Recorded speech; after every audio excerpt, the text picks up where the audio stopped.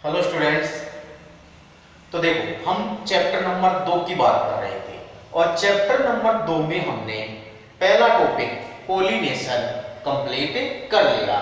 Pollination यानी परागण, ठीक है।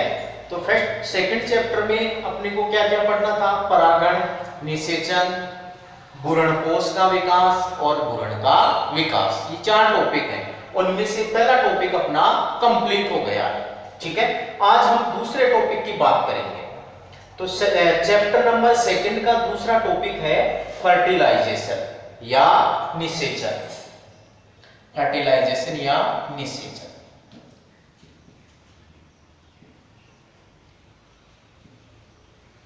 अब देखो,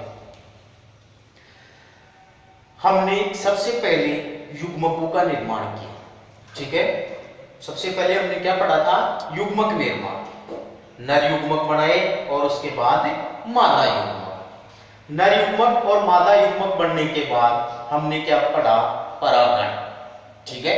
परागण के दौरान क्या होता है कि जो परागकण है, परागकण, ये परागकण किसी पुष्प की वृत्तिकाग्र पर स्थानांतरित होते हैं, ठीक है।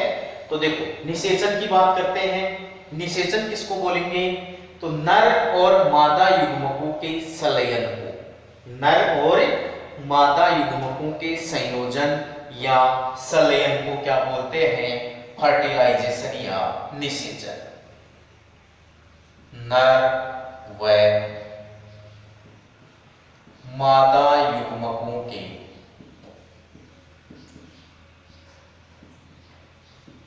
संलयन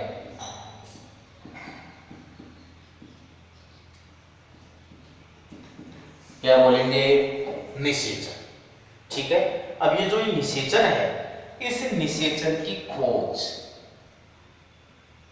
निषेचन की खोज किसने की थी? तो याद रखना, निषेचन की खोज स्ट्रासबर्गर ने की थी। किसने की थी? स्ट्रासबर्गर ने, ठीक है। इस स्ट्रासबर्गर ने निषेचन की खोज लिलियम नामक पादप ने की थी। किसमें की थी? लिलियम नामक पौधे में। तो ये ध्यान रखना, निषेचन की खोज स्ट्रासबर्गर ने लिलियम नामक पादप में की थी, ठीक है। अब देखो, ये जो निषेचन की प्रक्रिया है, ये कई चरणों में संपन्न होती है, ठीक है। तो एक एक चरण हम देखेंगे, यानी निषेचन की प्रक्रिया के पद बोल दो या चरण, ठीक है। तो सबसे पहला पद है परागकणों का अंकुरण। परागकणों का अंकुरण व परागनली का निर्माण। परागनली का निर्माण या वृद्धि। निषेचन का सबसे पहला चरण आता है परागकणों का अंकुरण और परागनली की वृद्धि या परागनली का निर्माण। अब देखो, इसको हम एक डायग्राम के द्वारा क्लियर करें और उसी से आपको ये चीज सारी क्लियर हो जाएगी। ये हमने बनाई वृत्तिका,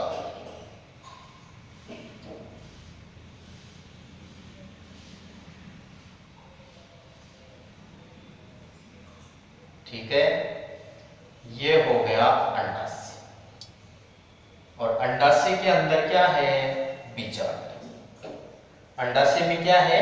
बीजांड। और इस बीजांड में क्या है? भ्रूणपोष। इसमें क्या है? भ्रूणपोष। अब देखो, इसको हम क्या बोलते हैं? वृत्तिका।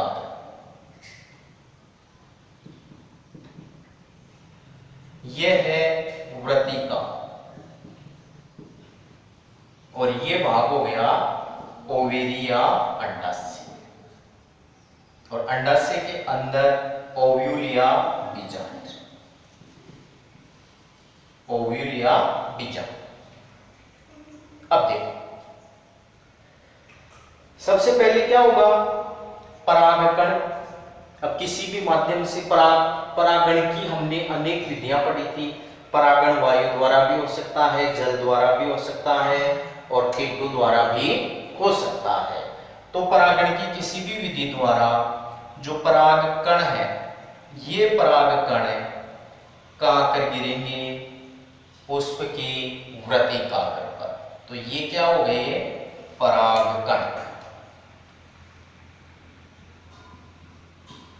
परागकण परागकण कहां गिर गए, पुष्प की वृत्तिकाग्र पर। ठीक है। अब ये परागकण क्या करेंगे, इस वृत्तिकाग्र से परागकण क्या करेंगे, वृत्तिकाग्र से शर्करा युक्त या जल और शर्करा का अवशोषण करते हैं। ठीक है। अब जैसे ही ये परागकण वृत्तिकाग्र से जल और शर्करा का अवशोषण करेंगे तो ये आकार में क्या होंगे, बड़े। यानी परागकण जल और शर्करा का अवशोषण करके फूल जाते हैं। फूल जाते हैं मतलब आकार में वृद्धि हो जाती है। ठीक है। जैसे ही इनके आकार में वृद्धि होगी, अंतःचोल किसी भी एक जनन छिद्र से पराग नली के रूप में बाहर निकल आता है। तो यहां पर देखो हमने परागकण की संरचना देखी थी, ये अंतःचोल और ये बाह्य चोल। अब बाह्य चोल में कुछ स्थानों पर स्पोरोपोलिनिन नहीं होता, स्पोरोपोलिनिन नहीं होता। उन स्थानों को जरमपोर या जनन छिद्र कहते हैं। अब जैसे ही ये परागकण जल और शर्करा का अवशोषण करता है, इस अंतःचोल पर दबाव पड़ता है। अंतःचोल पर दबाव गिरेगा, ये किसी भी एक जनन छिद्र से एक नली के रूप में बाहर निकल आता है, जिसे पराग नली कहते हैं। क्या बोलते हैं, पराग नली। इतनी बात क्लियर है। कोई भी परागकण है वर्तिकाग्र पर आकर के स्थानांतरित होता है। जैसे ही ये परागकण वर्तिकाग्र पर स्थानांतरित होगा, वर्तिकाग्र से जल और शर्करा का अवशोषण करेगा। जल और शर्करा का अवशोषण करेगा यानी ये फूल जाएगा। फूल जाएगा तो अंतःचोल पर क्या होगा, दबाव। जैसे ही अंतःचोल पर दबाव होगा तो ये किसी भी एक जनन छिद्र से एक नली के रूप में बाहर निकल आता है। उस नली को क्या बोलते हैं, पराग नली। ठीक है। क्या बोलेंगे उसको, पराग नली। इतनी बात क्लियर है। अब देखो अधिकांशतया परागकणों में क्या होता है, एक ही पराग नली निकलती है। अधिकांशतया परागकणों में एक ही पराग नली निकलती है, लेकिन कुछ परागकण ऐसे होते हैं जिनमें एक से अधिक नलिकाएं निकलती हैं। तो यहां पर आपको दो टर्म ध्यान रखने हैं। दो टर्म क्या, एक तो मोनोसाइफोनस, मोनोसाइफोनस। मोनोसाइफोनस का मतलब क्या होता है, एक परागकण से, एक परागकण से एक पराग नली। जब एक परागकण से एक ही पराग नली निकलती है तो उस अवस्था को क्या बोलते हैं, मोनोसाइफोनस। ठीक है। और ये मोनोसाइफोनस किसमें पाए जाते हैं, तो अधिकांशतया आवर्त बीजी पादपों में परागकण कैसे होते हैं, मोनोसाइफोनस, यानी उनमें एक ही पराग नली निकलती है। तो एक पराग नली की है परागकण किसमें मिलेंगे, अधिकांश एंजियोस्पर्म या अधिकांश आवर्त बीज।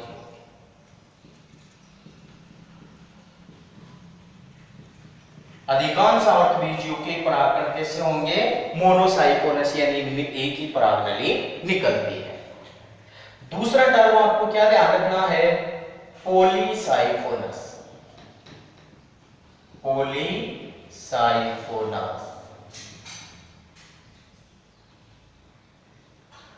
इस पॉलीसाइफोनस का क्या मतलब होगा, जब एक परागकण से एक से अधिक परागनली निकलती है, ठीक है, जब एक परागकण से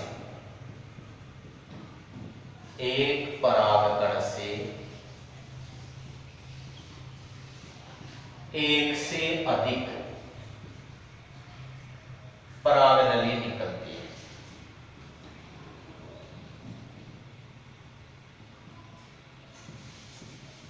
तो इस अवस्था को क्या बोलते हैं, पॉलीसाइकोनस। ठीक है, तो दोनों टर्म क्लियर हो गए। पहला है मोनोसाइकोनस, यानी एक परागकण से एक ही परागनली निकलती है, और अधिकांश आवर्तबीजियों में ऐसा ही होता है।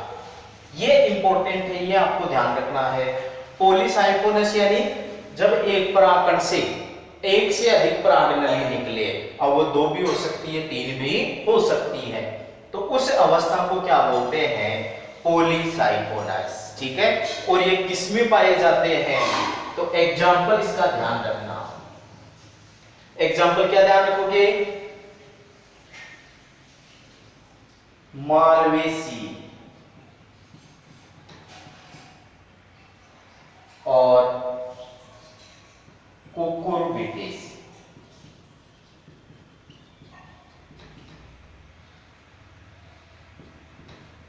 कुल के पादपों में ये 2 कुल ध्यान रखने हैं आपको, मालवेसी और कुकुरबिटेसी। मालवेसी और कुकुरबिटेसी कुल के पादपों में एक से अधिक परागनली निकलती है। ठीक है, ये ऊपर लिख देता हूं मैं, कुकुरबिटेसी।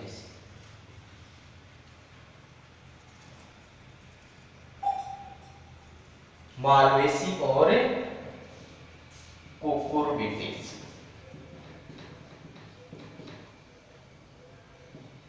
इनमें परागनली कैसी होती है, परागकण कैसे होते हैं, पॉलीसाइकोनस, यानी एक से अधिक परागनलियां निकलती हैं।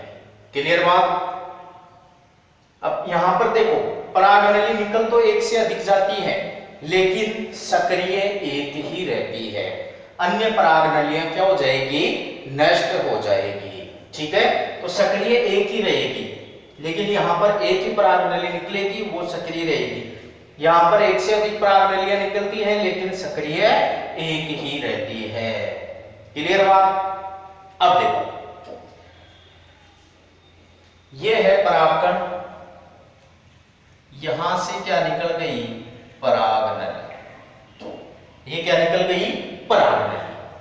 अब सबसे पहले ये परागनली क्या करती है, इस वृत्तिकाग्र को भेदती है, और वृत्तिकाग्र को भेदकर इसके अंदर प्रवेश करती है।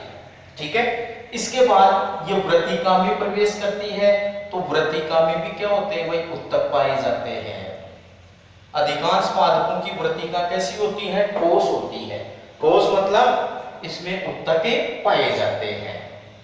तो ये परागनली क्या करती है, अपने लिए मार्ग बनाती है। मार्ग बनाने के लिए क्या करेगी, इस परागनली से एक एंजाइम का स्राव होता है। एंजाइम कौन सा है, पेप्टिनेज। कौन सा एंजाइम है, पेप्टिनेज एंजाइम। ये पेप्टिनेज एंजाइम क्या करता है, ठोस उत्तकों को घोल देता है। और जैसे जैसे पेप्टिनेज एंजाइम निकलेगा, उत्तकों को घोलता जाएगा और परागनली वृद्धि करती जाएगी। ठीक है, यानी इस पेप्टिनेज एंजाइम के द्वारा उत्तकों को घोलकर परागनली अपने लिए मार्ग बना लेती है और अंडाशय में प्रवेश कर जाती है। ठीक है, अब देखो यहां पर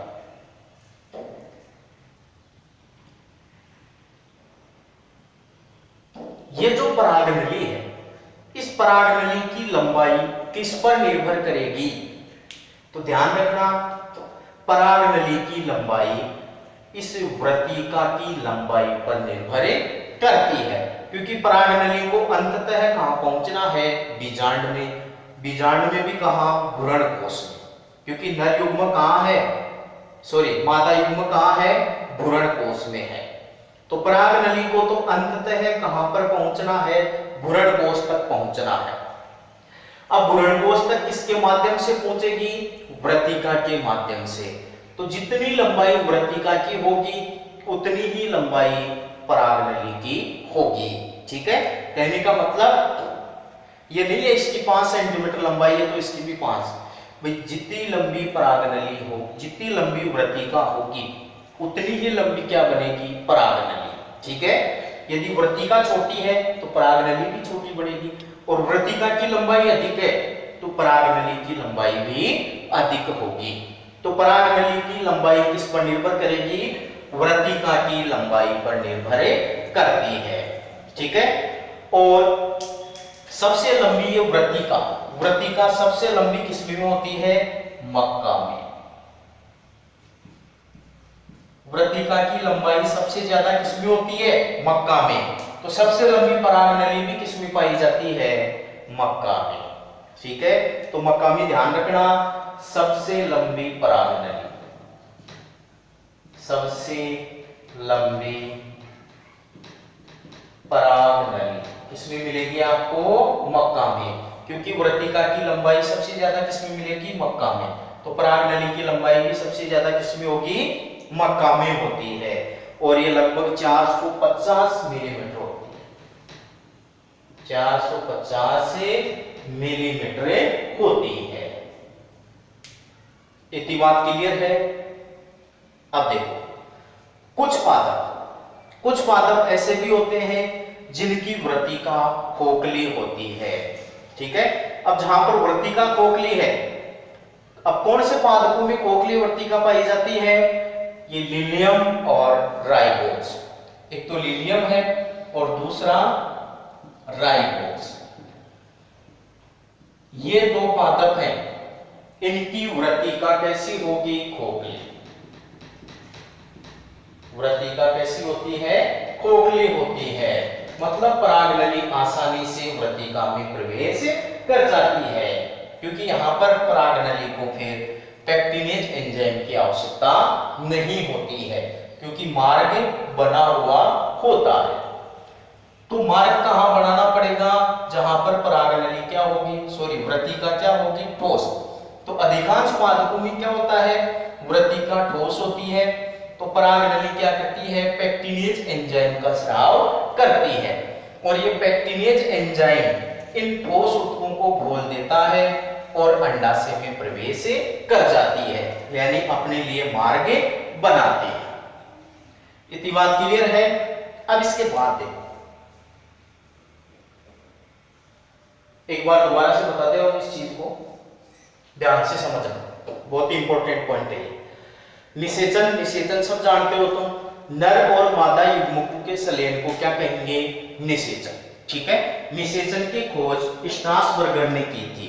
कौन से पादप में? लिलियम नामक पादप में की थी। ठीक है, अब निषेचन की प्रक्रिया यहाँ पर हम 3-4 चरणों में पढ़ेंगे। सबसे पहला चरण है परागकणों का अंकुरण और परागनली की वृद्धि या निर्माण। अंकुरण कब होगा? परागकण उसकी वृत्तिकाग्र पर स्थानांतरित होंगे। जैसे ही परागकण उसकी वृत्तिकाग्र पर स्थानांतरित होंगे तो वृत्तिकाग्र से शर्करा और जल का अवशोषण करते हैं। शर्करा और जल का अवशोषण करेंगे तो अंतःचोल पर दबाव पड़ेगा, और दबाव के कारण अंतःचोल किसी भी एक जनन छिद्र से एक नली के रूप में बाहर निकल आता है, जिसको परागनली कहते हैं।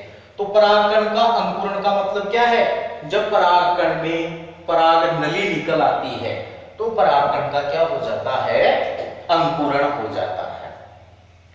अब कुछ पादप जैसे लिलियम और राइबोज, इन पादपों की वृत्तिका खोखली होती है, तो आसानी से परागनली इनमें प्रवेश कर जाती है और अंडाशय तक पहुंच जाती है।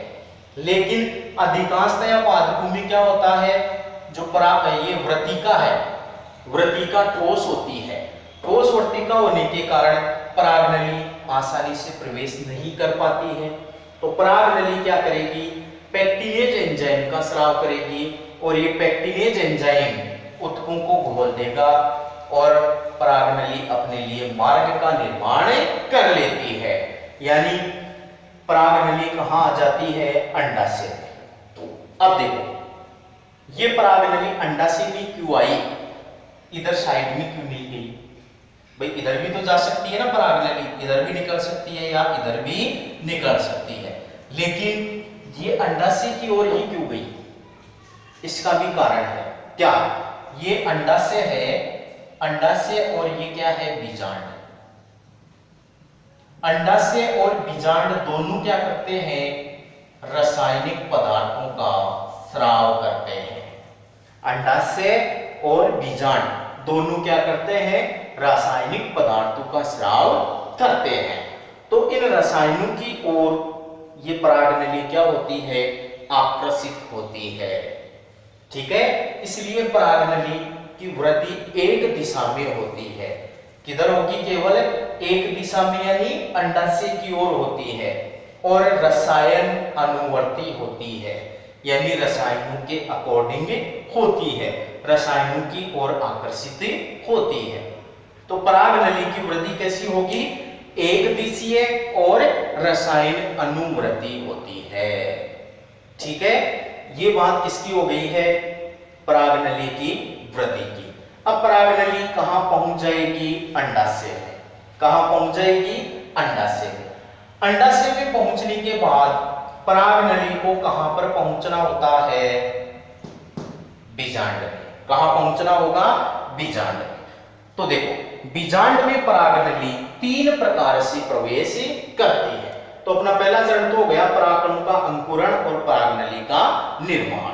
ठीक है, इसके बाद दूसरा चरण, ये दो टर्म में ध्यान रखना, मोनोसाइकोनस और पॉलीसाइकोनस।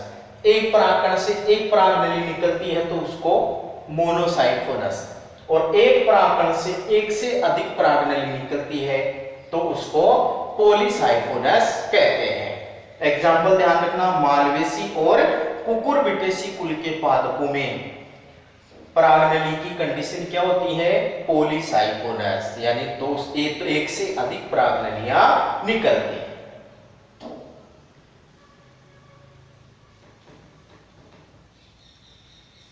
अब यहां पर एक नोट भी ध्यान रखो कि परागनली की जो वृद्धि है, परागनली की वृद्धि के लिए कौन से तत्वों की आवश्यकता होती है।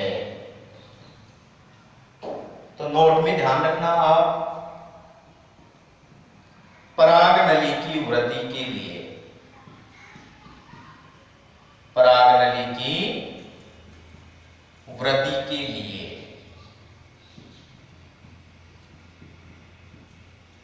बोरोन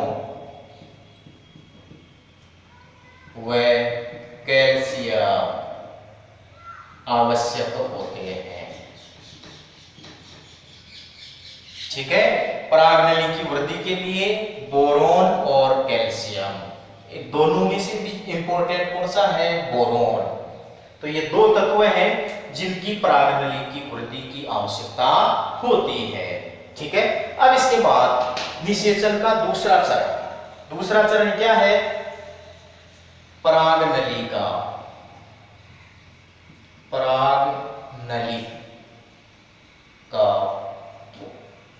बीजांड में प्रवेश,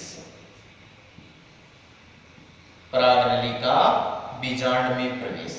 अब देखो अंडाशय में प्रवेश करने के बाद परागनली कहां जाएगी, बीजांड में, और बीजांड में परागनली तीन प्रकार से प्रवेश करती है।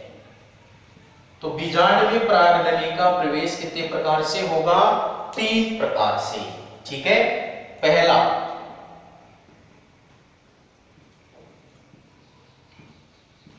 पोरोगेमी या बीजांड द्वारी प्रवेश, पोरोगेमी या बीजांड द्वारी प्रवेश। एक बार मैं लिख देता हूं फिर इसको हम समझेंगे। दूसरा है निभागी प्रवेश, निभागी प्रवेश या चलेजोगेमी भी बोलते हैं इसको। और तीसरा है मीजोगेमी या अध्यावरणीय प्रवेश। मीजोगेमी या अध्यावरणीय प्रवेश, ठीक है। तो बीजांड में परागनली कितने प्रकार से प्रवेश करेगी? 3 प्रकार से, या तो बीजांड द्वार से प्रवेश करेगी, या निभाग से प्रवेश करेगी, या अध्यावरण से प्रवेश करेगी।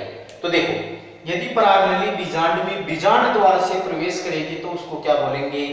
पोरोगेमी या बीजांड द्वारी प्रवेश। यदि परागनली बीजांड में निभाग वाले क्षेत्र से प्रवेश करेगी तो उसको चलेजोगेमी या निभागी प्रवेश कहेंगे।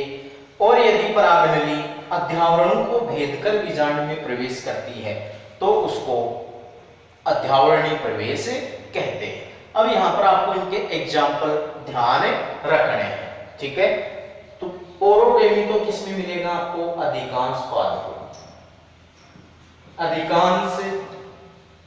पादपों में परागनली कहां से प्रवेश करेगी? बीजांड द्वार से, ठीक है। इंपॉर्टेंट ये है दोनों। कौन से पादप हैं जिनमें परागनली निभाग से प्रवेश करती है? ठीक है, तो यहां पर 2-3 पादप हैं, केजुराइना,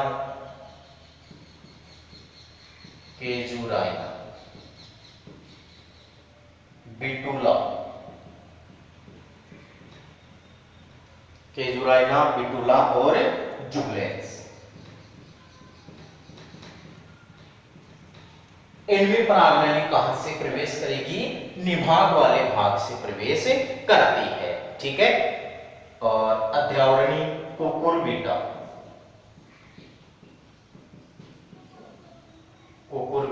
और पोकुलस, इन पादपों में परागनली कहां से प्रवेश करेगी? अध्यावरण से। तो अधिकांशतः पादपों में परागनली कहां से प्रवेश करेगी? बीजांड द्वार से। लेकिन कुछ पादप हैं जिनमें निभाग या अध्यावरण से भी परागनली प्रवेश करती है, और ये एग्जाम्पल यहां पर आपको ध्यान रखने हैं, ठीक है। अब परागनली बीजांड में प्रवेश करने के बाद कहां जाएगी? भ्रूण कोश में, ठीक है, जो हम अगली क्लास में पढ़ेंगे। धन्यवाद।